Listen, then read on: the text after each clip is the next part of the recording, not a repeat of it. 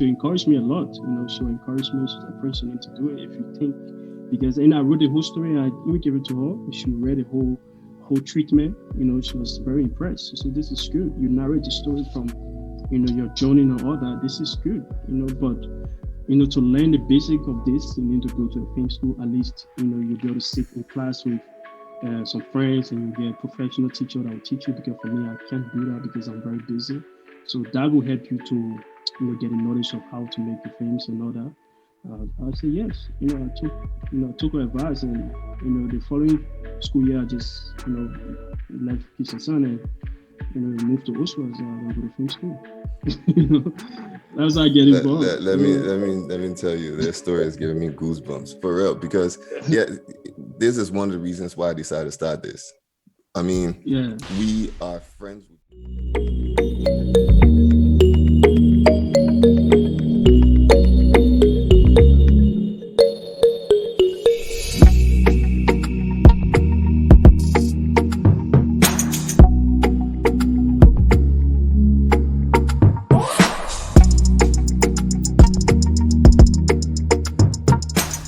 Hey there. Welcome again to another episode of Africans Abroad, the podcast. This is your host, Christopher Eves Riggs.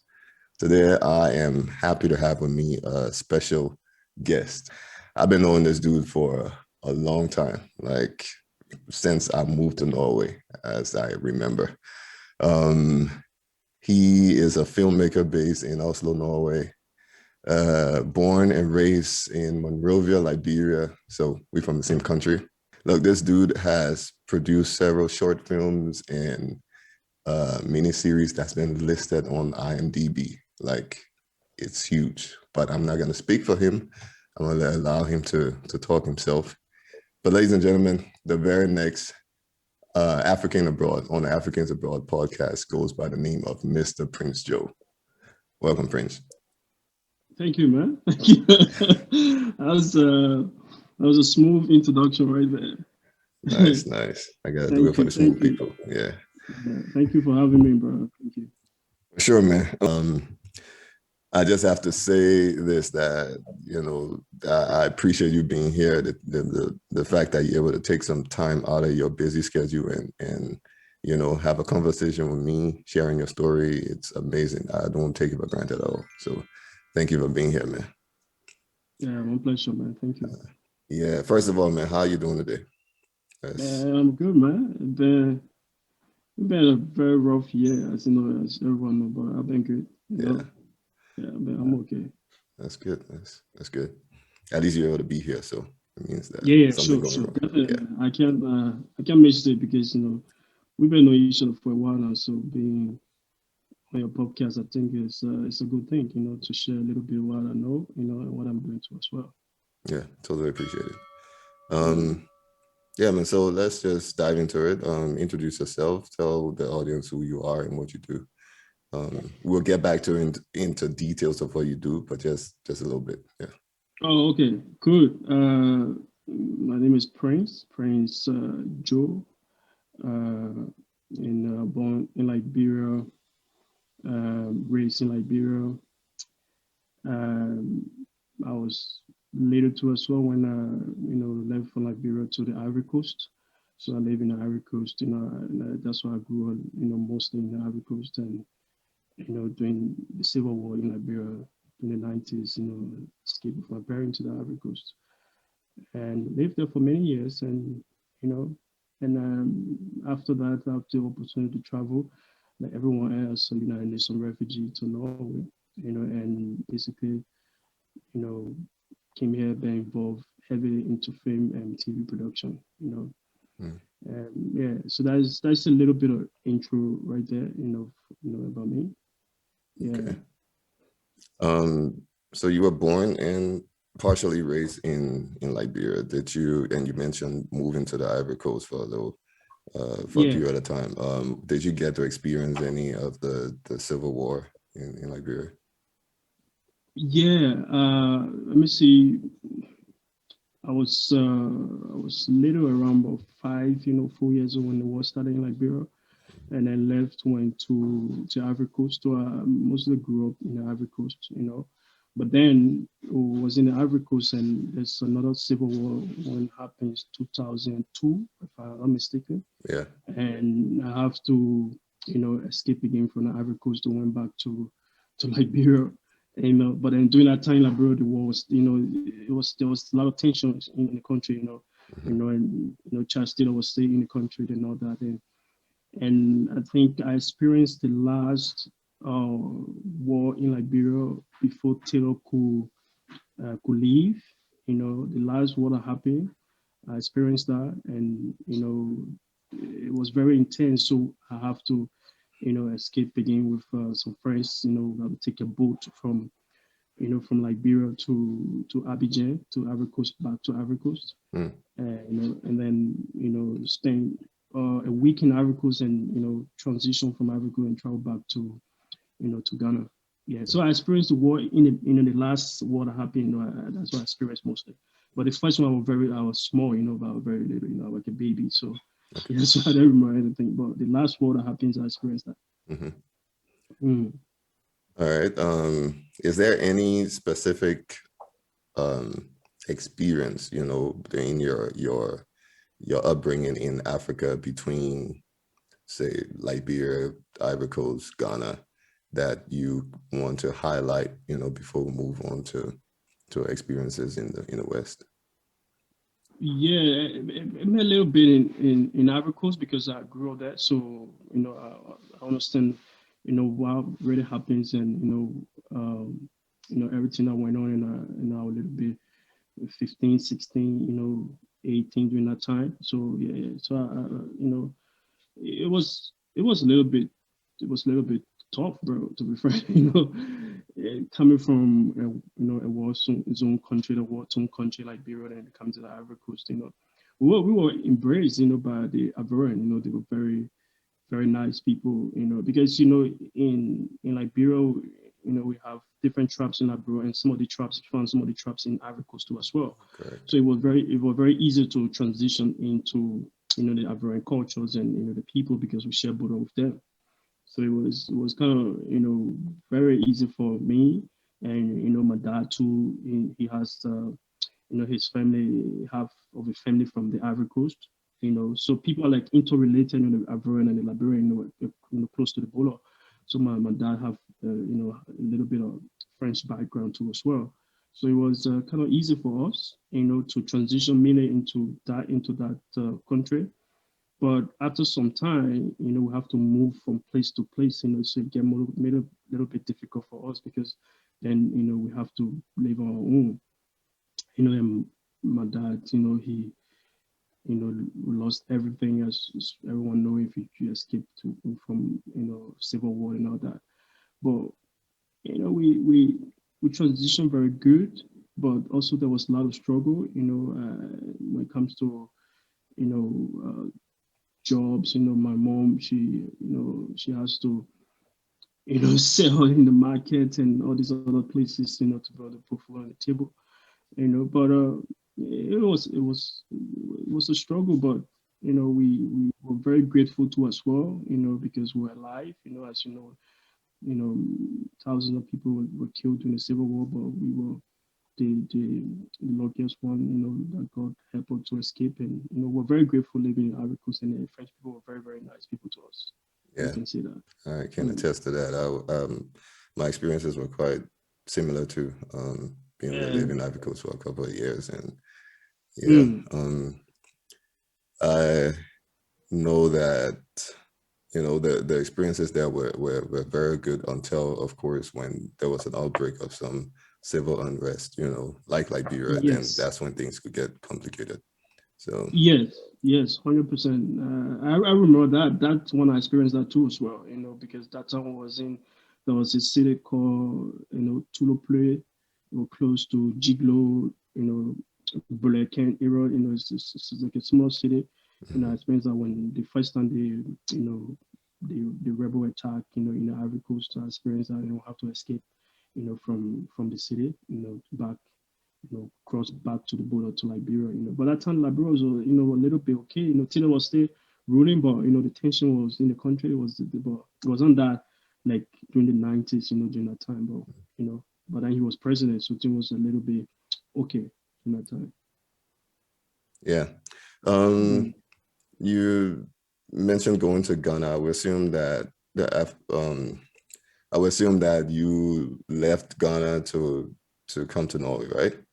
Yeah, yeah, 100%. You want to touch on the opportunity that um, presented itself for you to be able to move from Ghana to Norway? Yeah, for me, to be frank, bro, I was very, very lucky. I don't know. It's like there's something or just maybe I was like one of the luckiest people I would say from my family and from my friends and all that. From Liberia, Ivory Coast, experienced two civil war, and the last war I was experienced before Tito could leave. I think around, I don't know, I can't remember the year, but that was the last war. I escaped from Liberia with some friends. We have to take, we take a boat because during that time they were fighting right in Central Monrovia. Greystone. They were like Mm-hmm. Greystone era. The American embassy, close to the American embassy, they were fighting and all that. So there's no way for us to go back travel back to through road to go back to Ivory Coast and all that. There's no way because the rebel were coming from that side attacking the city. So what we did was I got out with some friends that I knew from Ivory Coast. When I was going to school, I met them in Monrovia. Right in Greystone, I met some of them, and they're like, "Oh, Prince, what are we gonna do?" I said, "Listen, guys, I can speak French. I can make sure that we try the French embassy, the Ivorian embassy." Mm-hmm. And they are like, how will we do that? I said, I have some connection. We can go there, and tell these people we are Ivorian. We from Ivory Coast, because we grew up there, went to school there. And they're like, okay. And we took the chance, we took the chance, went through because at that time I can remember the Ivorian embassy were in Singapore, so we went to Singapore at that time, and we told the guys that we are Ivorian, we are French people. They are like, oh, but how can we know that? How can you prove that? And we started speaking French. Started speaking French, started naming all the city in, in Ivory Coast. Name all the city in Ivory Coast, and And even we they tried, took your word for it. Like that was all yeah, that they needed. even the other guys are, oh, can you restart the Ivorian national anthem? And I, started it right away. I started Yeah. reciting the national anthem. Well, I couldn't finish it. He said, oh, come in, you guys have Ivorian, and Wow. we gave us a chance to enter the compound, and we entered the compound, and they're like, okay, and the next day we gotta, you guys gotta, take everyone from here to back to Ivory Coast, Mm-hmm. and that's how I had a chance to travel from Liberia at the time. So we took a boat, on the sea. We spent like 2 days on the sea, and then we're back in Abidjan, and that's how I got away. By that time, my parents, were separated. I told them, say, listen, I have to find a way to get out because by that time, they were recruiting, child soldiers and all these people were fighting. So for me, I Sure. was, a little bit afraid, and I want to be part of that. So I have to find my way out. Mm-hmm. And my parents are okay, Prince, if you can do that, that would be good. So that's how we separated. And I, took the boat, went to Ivory Coast, spent a week in Ivory Coast. From there I took a bus from Abidjan straight to Ghana to Bulgaria. Mm-hmm. You know, and I went, was hard, tried to find my family there, my sisters, and look around, have some picture with me, trying to figure out where they live on the camp, and and I reunited with them on the camp. So that's how I went to Ghana, and then live in Ghana, I think for 2 years. Again, my 2 years I live in Ghana. The first day I reached to Ghana from Ivory Coast, it's the same day they were doing the United Nations registration for the ID card. I don't know if you remember the You're ID joking. card. Yeah. Yeah, the ID card was the first the same day I reached, bro. I'm telling you, it's the same day they were doing the And registration. you got registered that same day. Yeah, man. No, the same day when started the Prince, you have to travel all me. So the next day Mm-hmm. I joined my sisters and do the registration. That's how I got the ID card. And through the ID card, that's Yeah. how the process became, to sister and trying to figure out how we can get out of the country and through the United Nations process and Norway came in, the US, Canada, Australia. So we have the opportunity to come to Norway. That's how I came to Norway, bro. I was very, very lucky, you know. Yeah, man, that's amazing to hear. Even the way how Yeah. things happen, the way how you managed to escape Liberia, and then 2 years after you were in Norway. That's It was something that was just I don't know, it's a luck. My mom was telling me, Prince, just keep praying, things will be okay. mm-hmm, And that, by that time I was the only person with them. So my other sibling, my brothers, and they were my sister was in Ghana, my brother was in Nigeria. My little sister was in Ivory Coast too by that time. So like everyone just, different places. So mm-hmm. I was very lucky, and I did take that decision to say, yeah, I have to, you know, tell the Ivorian embassy that I'm a French guy. I speak French, and then the French saved me too as well because, And some of your without friends that, and your friends. yeah, Yeah. yeah. So without that too, I won't be able to, travel. So, but yeah, when I came to Ghana, I was lucky. 2 years after, from I say in Norway. So Mhm. yeah. So fast forward, you get to Norway, and of course you had, like all of us, you had some expectations. We all excited to leave Africa and travel to the West to find greener pastures. So you got all of these expectations in your mind, and then you arrive here. What your experiences, they didn't match those expectations that you had in your head. No, bro. Listen, it was, we just, we just travel because I think everyone understood that the civil war wasn't going to end, that likely things are going to come back to normal. So, but my Liberian, we connected with United States, Yeah. and most of my family, they were rooting for that, especially on the camp, they want this document start coming up. But like I said, before we came, we did orientation. We have to learn about a little bit about Norway, the snow, the season, and all that, the language, a little bit of that, the food. We just saw a little bit of, a little bit of video of orientations in Ghana before we came. So you know when we came, the expectation was high. And when we came, the first we took a flight from Ghana to the UK. We transited to the airport. From the airport, and then we took another flight from the UK to Oslo. For me, I thought Oslo was our final destination. Right. When we came out of the flight, and they were like, "Oh yeah, you guys gonna take another flight to another city, Mm-hmm. Budo." I said, "Oh, okay." So to the airport, we're just there waiting for the ROM representative to come. They took us to another flight. We went to Budo. They took her in, and then they took her right away to our apartment. Mm-hmm. Yeah, they took her to her apartment, and brother, it was it was the happiness was there, but also the fear was there too as well. Right. And, the fear of you are in a foreign country, you don't know what's gonna happen next. You start thinking, and also it's not English speaking country, so to communicate with people is gonna be difficult. And they seemed the time we came to was like we're approaching winter time, so we're like October, you know. Yeah. By that time, the snow was falling. It's the first time, And brother. that's up in the north, so you got a lot of snow. Man, it's in the northern part of Norway, so the snow was too much. I open the window and look through the window, you see the snow. I'm like, wow, this is different. Mm-hmm. But the excitement was there. Though. I won't tell you that because I found a little bit of peace and a little bit of calm. Like example, you come from Budburan, how the Mm-hmm. noise it is. Yeah. How the noise, the heat, and all that, and you're experiencing the winter, and then the place quiet. It's like without even hearing noise. I was like, wow.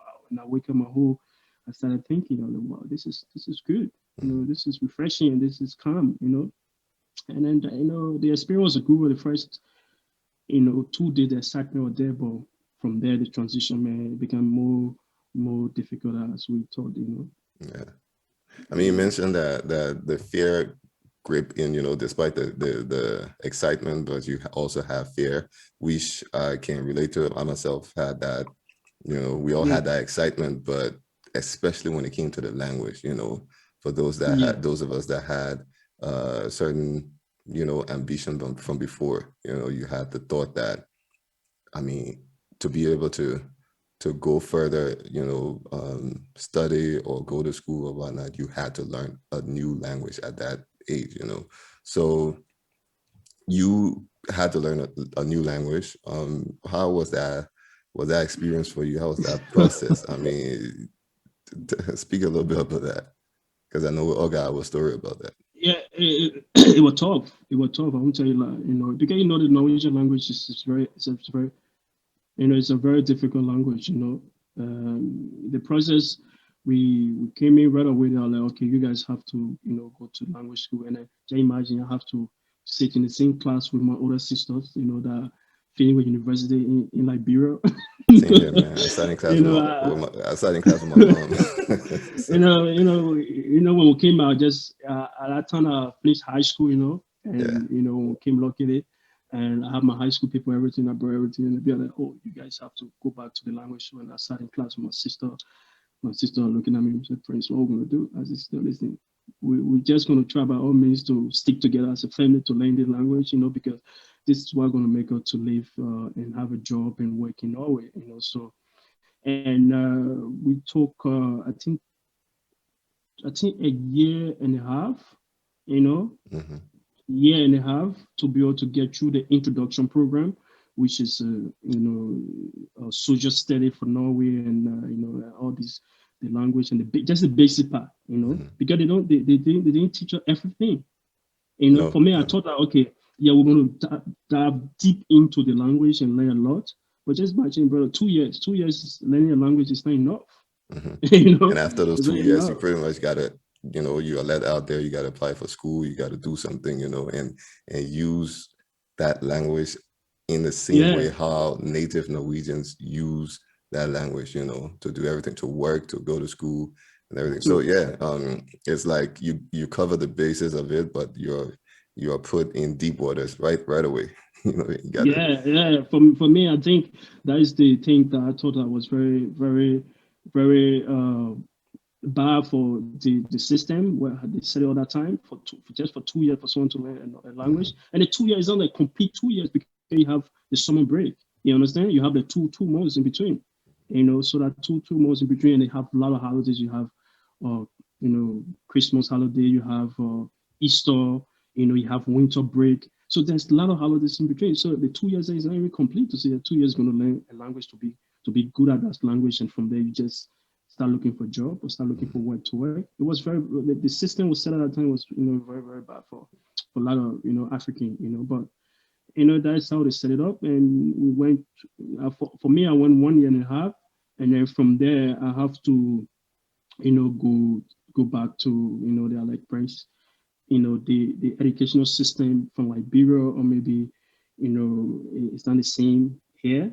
you Mhm. know the educational system from the Ivory Coast and high school from Ghana and all that, it's not the same system here, so it's not qualified to basically just move and go to university, so you have to start high school again.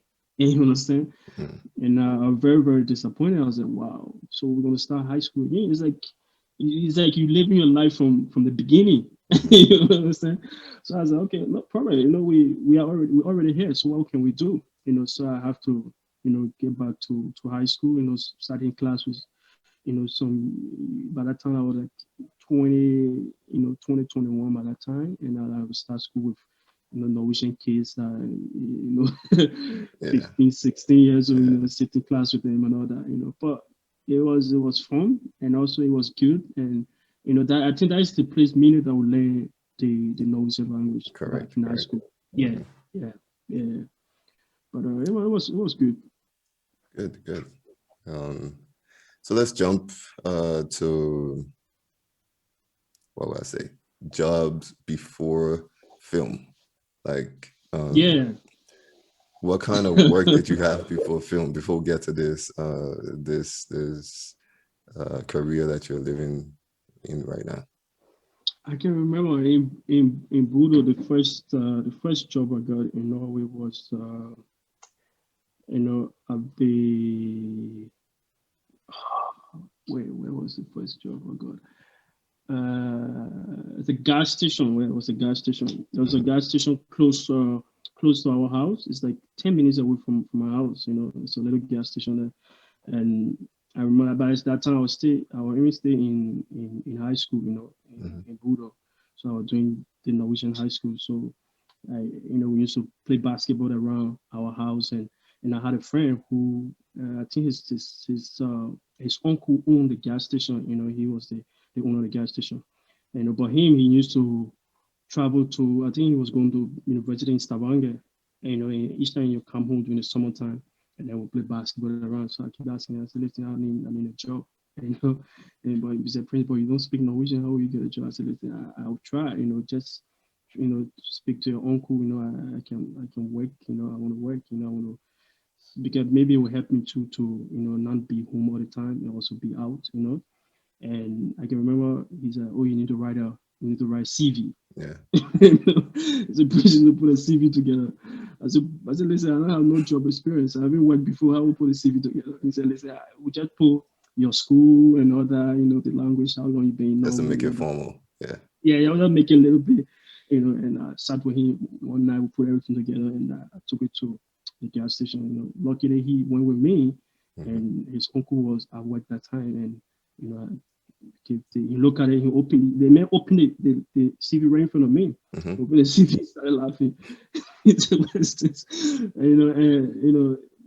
And my friends, spoke to him. He's like, oh, it's my friend. They live right here. They're from Liberia. They are, refugee. They here. They just came 2 years now. They've been in Norway. And then he's looked at me for long. He said I should come the next day. He told me to come by the next day. I went by the next day. He luckily just signed me in. He said I can work for the weekend. So I working during the weekends. I'm working Saturday, Sunday, and Saturday, and Sunday. That's the only time I'm working. So that's the first job I had in Norway. And I did that in Budo until I finished before I left Budo, then traveled to Trondheim, because I did I think a year in Videoganer, and then from there I moved to Trondheim, But it was so very tough, man. The process was tough. I was the only black kids in the school, in the class. I was the black guys in the class. So imagine, everybody is just white, But it was good experience, and it was fun too as well. I like that because it shows that you put yourself out there. You made a bold move, and sometimes that's what's necessary. The only thing that we can get in our face is a no. It can be worse than that. Yeah. So, yeah, True. I like that, man. But okay, so let's come to present day. I'm really interested in finding what is it that sparked that interest in you. Filmmaking. Like, where did it come from? And I want both that, and I want you to also talk to me about the first break that you got, the first opportunity, because there's a difference of having an interest in something, and especially within that kind of area that is very lucrative, so you can have that kind of interest, but then you either do not get the opportunity to pursue it, or you get the opportunity and you blow it up. You don't recognize that that's an opportunity, and you pass by it. So talk to me about what sparked that interest in you, and then what brought up what was the first opportunity that you got to be able to really break through in the industry. It's